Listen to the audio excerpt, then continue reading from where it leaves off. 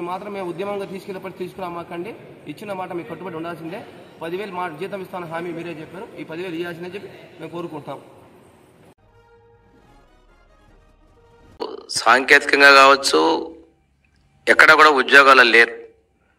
2023 August నుంచి వాళ్ళ ఉద్యోగాల్ని renewal చేయలేకపోయారు. డిస్కషన్ చేయమాకండి, ఎట్లా బలవంతం రాజీనామా మీరు ఎట్లా డిసైడ్ చేస్తారని చెప్పి మంత్రి గారు నన్ను ప్రశ్నించడం జరిగింది.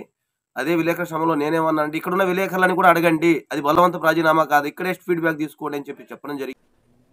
15 ఆగస్టు 2023 తర్వాత వారి సర్వీసెస్ని పొడిగించుకోకుండా ఎందుకు మోసం చేసిందో కూడా అర్థం కాని పరిస్థితి. వారి సర్వీస్లో ఉన్నారో లేదో కూడా అర్థం కాని పరిస్థితి. ఎందుకు ఆ ప్రభుత్వం వాలంటీర్లు మోసం చేసిందో కూడా వారే చెప్పాల్సిన అవసరం ఉంది.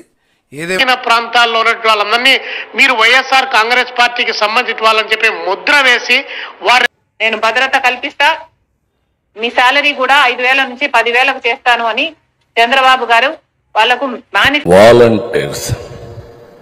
వాలంటీర్స్ పదవీ కాలం 1 సంవత్సరం కంటే ముందే అయిపోయింది, చేయలేదు.